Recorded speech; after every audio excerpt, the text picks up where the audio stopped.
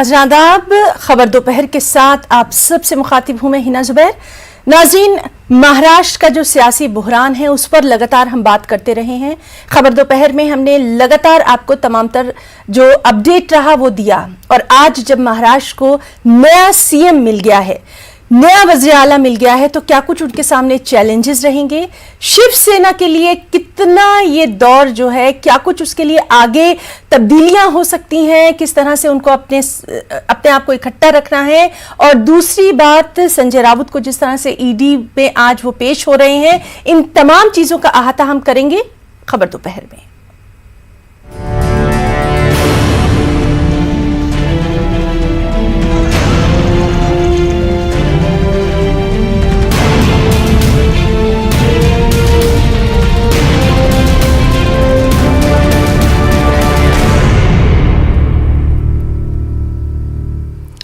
जी हां, नई हुकूमत, नई तरजीहात।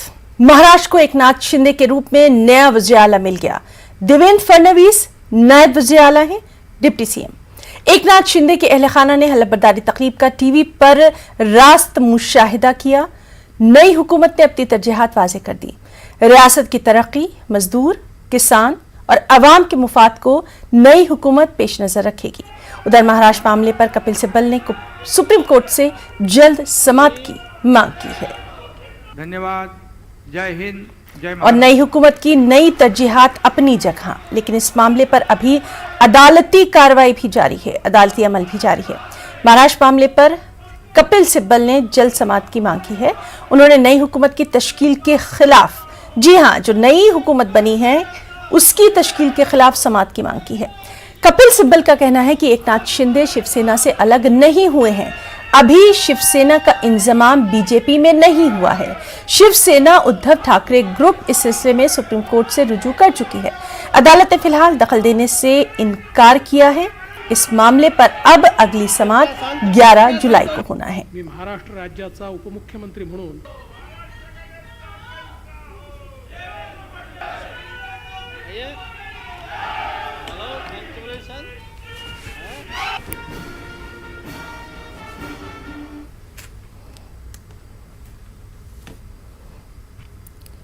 तो नाज़रीन, महाराष्ट्र में एकनाथ शिंदे के रूप में नया वज़ीर आला मिल गया है। कल तक हम बात कर रहे थे कि आगे क्या होगा। हमने देखा था कि किस तरह से एकनाथ शिंदे और उनके साथ जो बागी अरकान असेंबली थे वो नाराज होकर पहले सूरत गए, फिर वहां से गुवाहाटी गए। गुवाहाटी में सिलसिलेवार हमने देखा, मीटिंग्स का सिलसिला जारी रहा। गुवाहाटी से किस तरह से लगातार तस्वीरें जो हैं वो पेश की जाती रहीं। कहीं ना कहीं ये दिखाया गया कि जो एकनाथ शिंदे और उनके साथ जो बागी अरकान गए हैं वो किस वजह से नाराज हुए हैं। ओपन लेटर भेजा गया, अपनी बातें रखी गई, अदालत का भी रुख किया गया। दूसरी जानिब हम ये भी देखते रहे कि शिवसेना की तरफ से भी लगातार बयानात सामने आते रहे।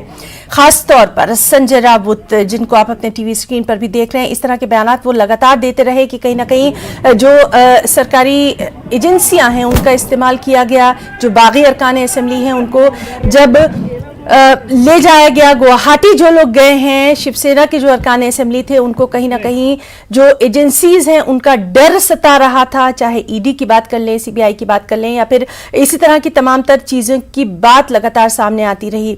इस सब के बीच में अहम मोड़ ये भी आया कि एकनाथ शिंदे का अगला कदम क्या होगा। एकनाथ शिंदे पर सभी की निगाहें लगी रहीं। सबसे अहम ये रहा कि गुवाहाटी में जिस तरह से तमाम जो बागी अरकान थे उनको रखा गया। शिवसेना, उद्धव ठाकरे लगातार ये कहते रहे कि बागी अरकान असेंबली उनके राब्ते में है, उनकी तादाद भी वो कई बार बताते रहे। ये भी वो अपील करते रहे कि एकनाथ शिंदे और उनका जो ग्रुप है वो मुंबई आकर बात करें, गुवाहाटी में बात ना की जाए। लेकिन इस सब के बीच में लगातार बीजेपी पर भी निशाना साधते रहे। महाविकास आघाड़ी की जो दूसरी पार्टियां हैं यानी एनसीपी और कांग्रेस सीधे तौर पर बीजेपी को इस तोड़फोड़ के लिए जो शिवसेना में हुई उसके लिए जिम्मेदार करार देती रहीं। लगातार वो कहती रहीं कि बीजेपी जो है वो महाराष्ट्र में सियासी जो रद्दोबदल है उसकी जिम्मेदार है। हमने ये भी देखा कि किस तरह से उद्धव ठाकरे ने जज्बाती अपील की, लगातार वो कहते रहे कि आप मुंबई आकर बात करिए, हमारे सामने बात करिए। लेकिन यहाँ पर एक बहुत ही अहम बात यह है कि जो एकनाथ शिंदे और उनके साथ बागी अरकान असेंबली थे वो लगातार गुवाहाटी में भी ही रहे।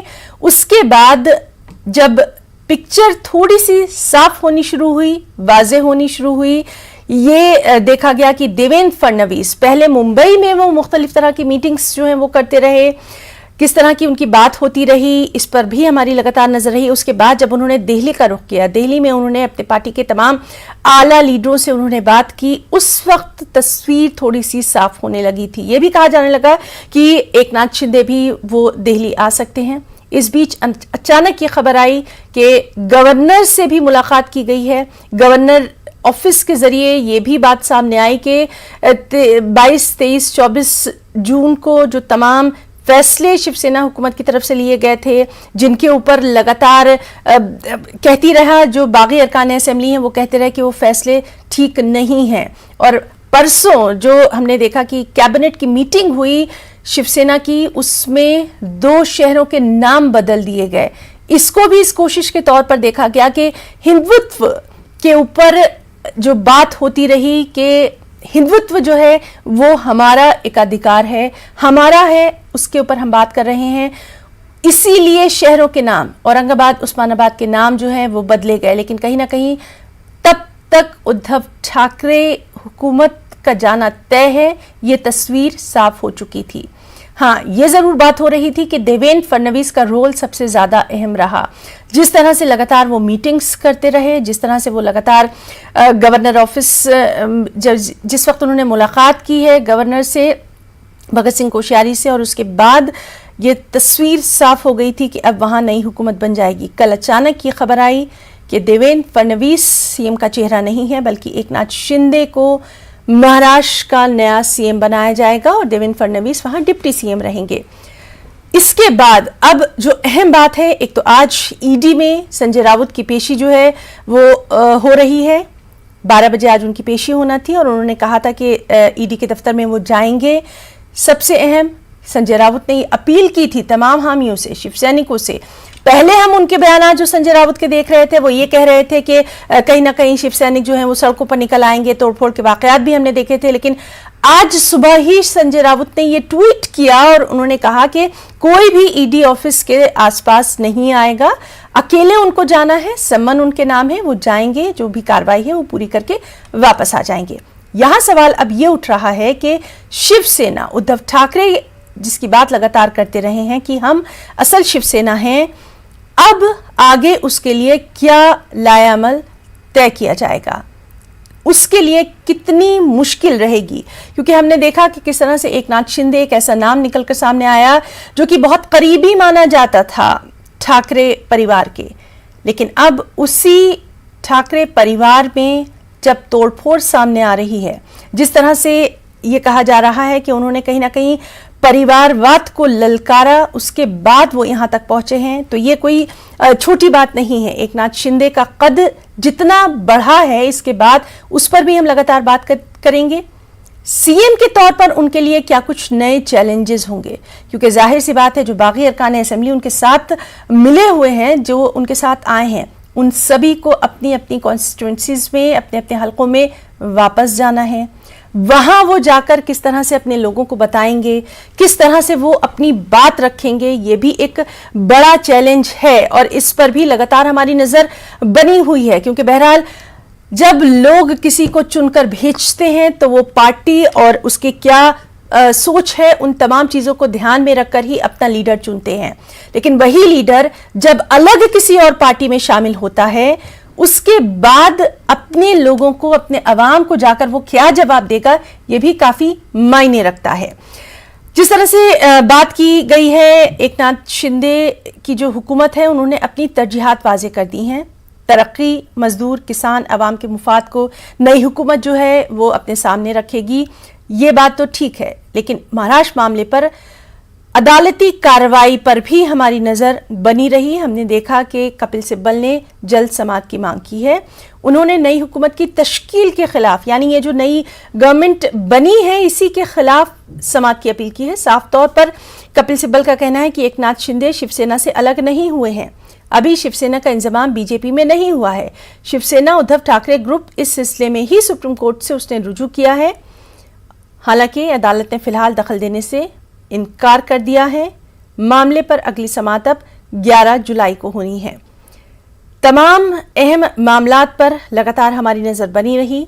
हमारे साथ कुछ खास मेहमान रहे जिनसे हम इस अहम मामले पर बात करते रहे। और महाराष्ट्र की जो पूरी सियासत तब्दील हुई पिछले कुछ दिनों में, उसका पूरे मुल्क पर क्या कुछ अब जो सियासी मंजरनामा है असर पड़ेगा, इस पर भी हम बात करेंगे। शिवसेना के जो वजूद के ताल्लुक से अब बात की जा रही है कि सबसे ज़्यादा मुश्किल दौर शायद शिवसेना ने यही वक्त देखा है। इतना मुश्किल वक्त शिवसेना ने नहीं देखा था। हमारे साथ एक बहुत ही खास मेहमान मौजूद हैं और आप सभी उनसे बखूबी वाकिफ हैं। राम कदम जी स्पोक्सपर्सन है बीजेपी से। राम कदम जी, आपका बहुत हम इस्तकबाल करना चाहेंगे अपने खास प्रोग्राम खबर दोपहर में। और सबसे पहले आपसे यही जानना चाहेंगे, महाराष्ट्र की जो पॉलिटिक्स है पल पल बदलती रही। बीजेपी पर लगातार ये कहा जाता रहा कि बीजेपी इसके लिए जिम्मेदार है और कल महाराष्ट्र को नया सीएम मिल गया। रिएक्शन चाहेंगे सर आपका? देखिए, भारतीय जनता पार्टी के लिए सत्ता साधन नहीं, साधन है, साध्य नहीं। यह सेवा का साधन है। भारतीय जनता पार्टी ने एक देश के सामने एक ऐसा उदाहरण प्रस्तुत किया कि हम सत्ता के लोभी नहीं है। महाराष्ट्र में जो विकास के काम ठप हो गए थे, उन कामों को आगे बढ़ाने के लिए हमारे पास बहुत अधिक आंकड़े होने के बावजूद भी हमने उप मुख्यमंत्री पद लिया। मुख्यमंत्री पद हमने श्रीमान एकनाथ शिंदे जी को दिया। जी सर। तो एक बहुत बड़ा उदाहरण देश के सामने है कि भाजपा विकास के काम के लिए, अपने हिंदुत्व के लिए, ये पूरी तरह से भाजपा पद के पीछे नहीं, सत्ता के पीछे नहीं है, बल्कि सेवा के पीछे है। जी बिल्कुल। राम कदम जी, पॉलिटिक्स तो आई एम श्योर के आपसे बेहतर कोई महाराष्ट्र की नहीं समझ सकता है। खास तौर पर बीजेपी के ताल्लुक से जो उद्धव ठाकरे हैं, वहाँ पे जो शिवसेना थी वो लगातार यही कहती रही थी कि तमाम तर तोड़फोड़ के पीछे बीजेपी का हाथ है। जिस तरह से तमाम जो बागी पार्लियामेंट थे उन लोगों को पहले सूरत ले जाया गया, महाराष्ट्र से गुजरात यानी सूरत, वहां से गुवाहाटी, गुवाहाटी से गोवा, तो ये कड़ियां कहीं ना कहीं जुड़ती नजर आई थी। इसके ताल्लुक से आपसे बेहतर कोई नहीं बता सकता है, क्या वाकई में ये किसी मामले की कड़ी के तौर पर था या सिर्फ ये था कि एक महाराष्ट्र में हुकूमत बन जाए उसके बाद पिक्चर क्लियर होगी? देखिए, आपने बड़ा अच्छा सवाल पूछा। मैं आरंभ में आपको बता दूं कि इन सारे विधायकों ने केवल और केवल क्या मांग की, वे अपने आला कमान से चाह रहे थे कि उनका दल कांग्रेस और राष्ट्रवादी से रिश्ता तोड़े जी। और कुछ बुनियादी बातें हैं जो स्वर्गीय बाला साहब ठाकरे जी की जो विचारधारा है जी सर, वह विचारधारा इस दल ने उन दोनों दलों के साथ जब सत्ता साझा की तो उसको त्याग दिया था जी। और ये सारे विधायक और मंत्री नहीं चाहते थे कि स्वर्गीय बाला साहब ठाकरे जी की विचारधारा जी त्याग दी जाए जी। तो वही बार बार कह रहे थे। उन्होंने कतई ये नहीं कहा कि वो सरकार बनाना चाहते हैं, उन्होंने कतई ये नहीं कहा कि वो बागी बनना चाहते हैं। वे आज भी कह रहे हैं कि वो उसी दल के साथ हैं। तो वहां पर फिर भारतीय जनता पार्टी का क्या संबंध है? ये उनका आपसी अंदरूनी झगड़ा है, आपसी संघर्ष है। और जब हम कब आए, जब उन्होंने हमें पूछा, जब महाराष्ट्र की सरकार के पास बहुमत के आंकड़े नहीं थे, उन्होंने हमसे पूछने के बाद स्वाभाविक तौर पे दो ही विकल्प है। एक तो पुनः एक बार चुनाव हो, लोगों पर चुनाव थोपे जाए, करोड़ों रुपया खर्च हो जी। या तो महाराष्ट्र की जनता को एक सरकार दी जाए। तो ये दूसरा वाला विकल्प जो है, दूसरे वाले विकल्प के लिए हमने सत्ता का लोभ न करते हुए, हालांकि मुख्यमंत्री पद हमारे पास होना चाहिए, उसका लोभ न करते हुए हमने वह पद एकनाथ शिंदे जी को दिया। जी जी। इससे क्या सामने आता है? यह सुनिश्चित करता है कि भारतीय जनता पार्टी सत्ता की लोभी नहीं है।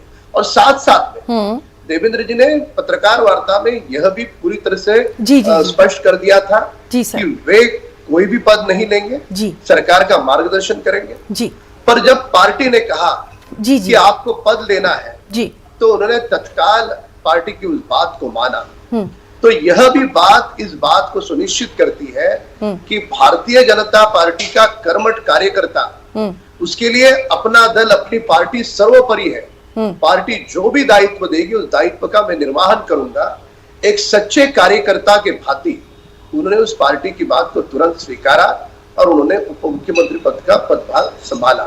तो एक और भारतीय जनता पार्टी सत्ता की लोभी नहीं है, ये बात देश के सामने आई जी। और दूसरी ओर भारतीय जनता पार्टी का हर कार्यकर्ता, उसके लिए पार्टी सर्वोपरि है। पार्टी जो भी दायित्व देगी उस दायित्व को वो तत्काल निर्वहन करने के लिए आगे आता है। ऐसे दो एक बड़े आदर्श आज देश के सामने आए। जी बिल्कुल राम कदम जी, और बहुत ही अच्छे तरीके से आपने यहाँ अपनी पार्टी की जो तमाम तस्वीर थी जिस पर लगातार कुछ ना कुछ बात हो रही थी वो हमारे नाज़रीन के सामने रखी है। हम ये भी आपसे जानना चाहेंगे कि इस गवर्नमेंट के लिए कितने चैलेंजेस आगे अभी दरपेश होंगे, इस पर भी हम आपसे बात करेंगे। हमारे साथ एक और ख़ास मेहमान सीनियर जर्नलिस्ट विजय सिंह कौशिक जी मौजूद हैं। इनसे हम पहले दिन से ही महाराष्ट्र की जो तमाम पॉलिटिक्स है उस पर लेकर बात करते रहे हैं। विजय सिंह जी, लगातार जब भी हम आपसे बात कर रहे थे तो यही कुछ तस्वीर हुकूमत की जो कल शाम को सामने आई है इसी की पेशगोई आप करते रहे थे, लेकिन इसके लिए भी ये राह आसान नहीं होगी, बहुत सारे चैलेंजेस होंगे सर।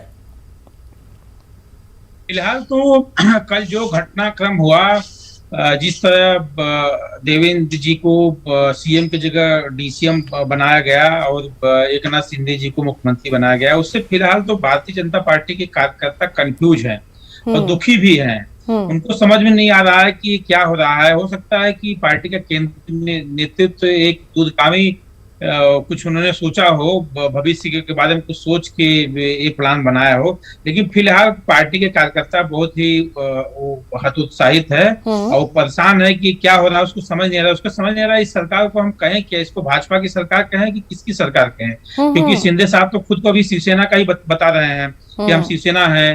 तो उस हिसाब से टेक्निकली ये शिवसेना भाजपा की सरकार है, भाजपा की सरकार तो इसको बोल नहीं सकती।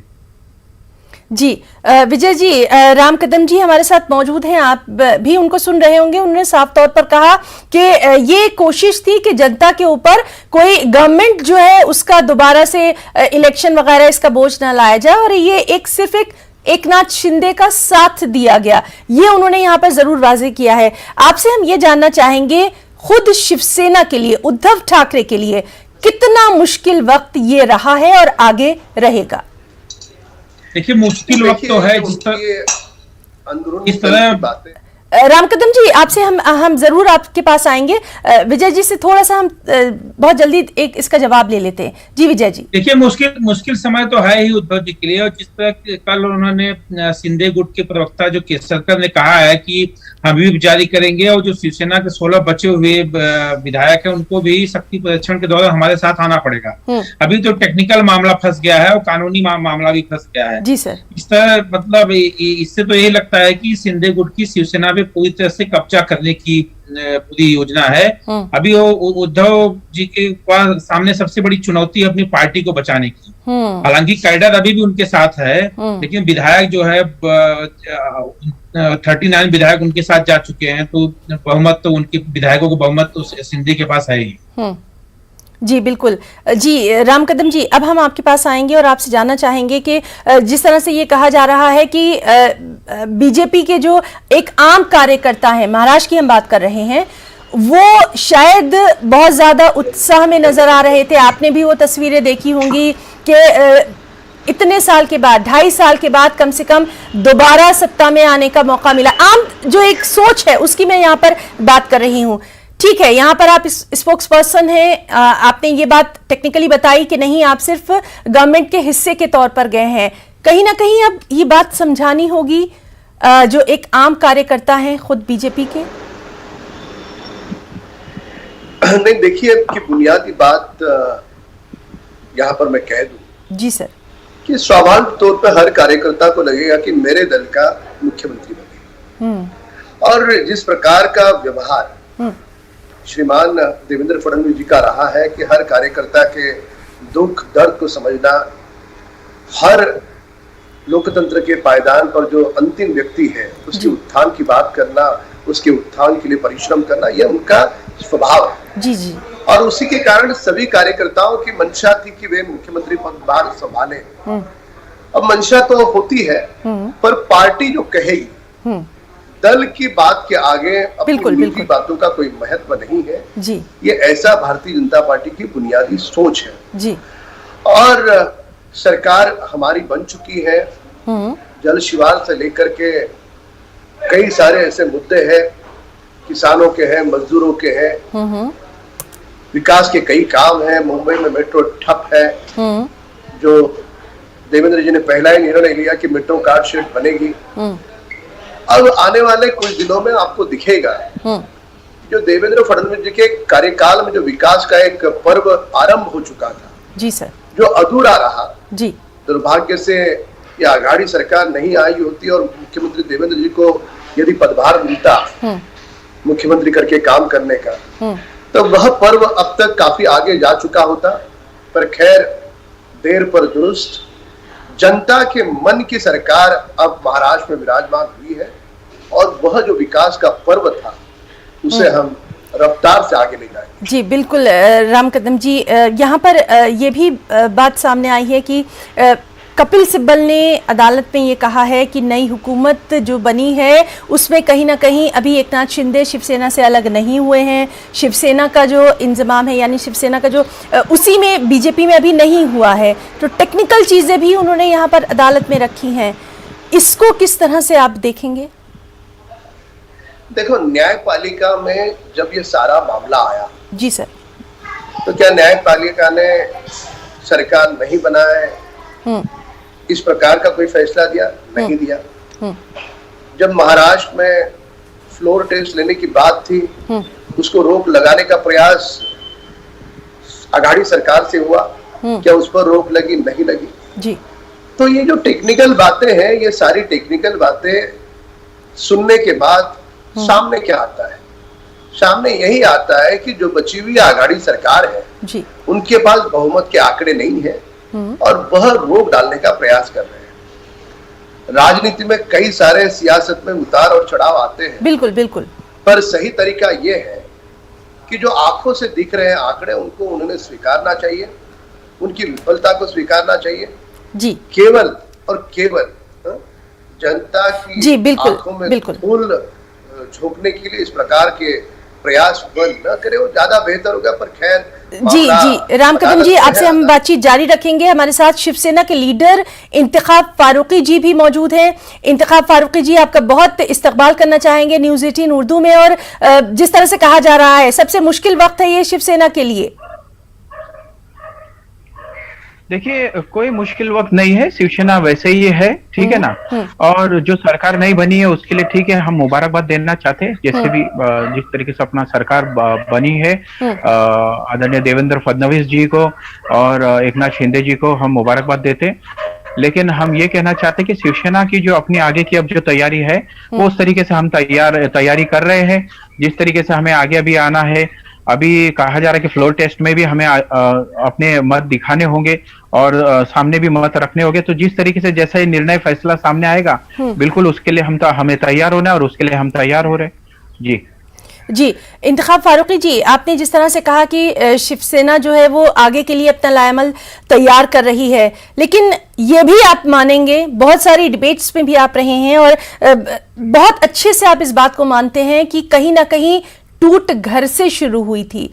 क्या आपको नहीं लगता है कि बात सुननी चाहिए थी? जो ओपन लेटर दिया गया उसमें पॉइंट्स रखे गए, उसके बाद भी लगातार ये कहा जाता रहा कि महाविकास आघाड़ी की जो दूसरी पार्टियां हैं उनकी बात सुनी गई। क्या इस पर तवज्जो नहीं देनी चाहिए थी उद्धव ठाकरे, जो बार बार बाद में अपील करते रहे?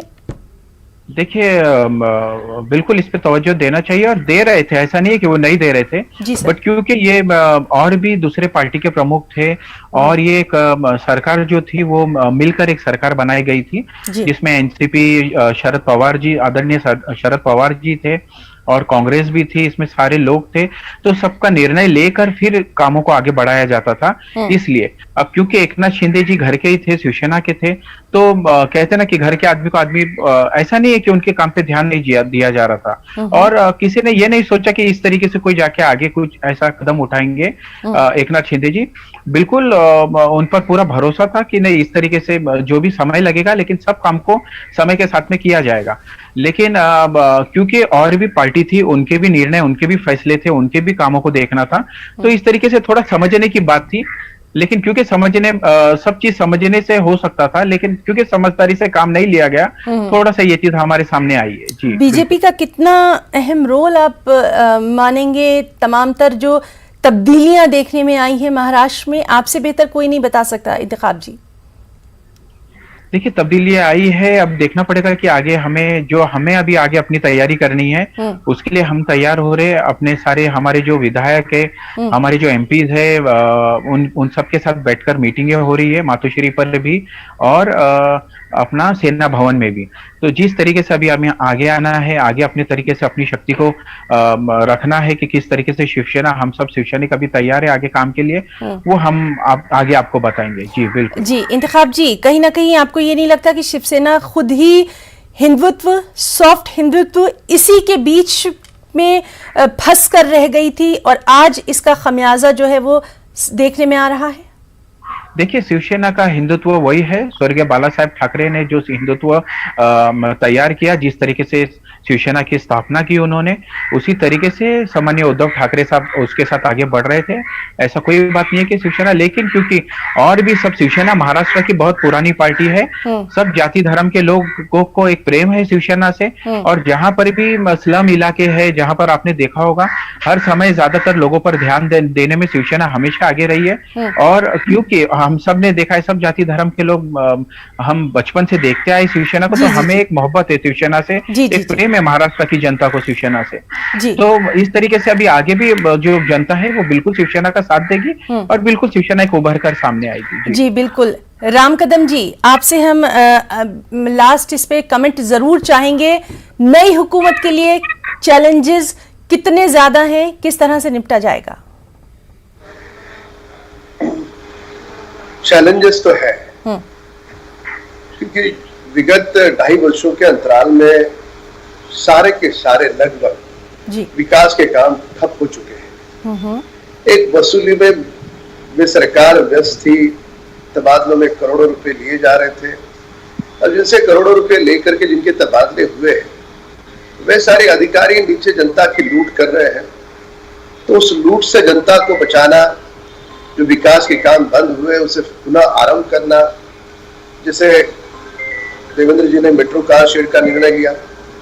एक और मेट्रो के काम अगर चल रहे हैं, अगर कार शेड अगर नहीं बनेगी तो मेट्रो के काम का क्या उपयोग? मुंबई के लिए बहुत जरूरी है।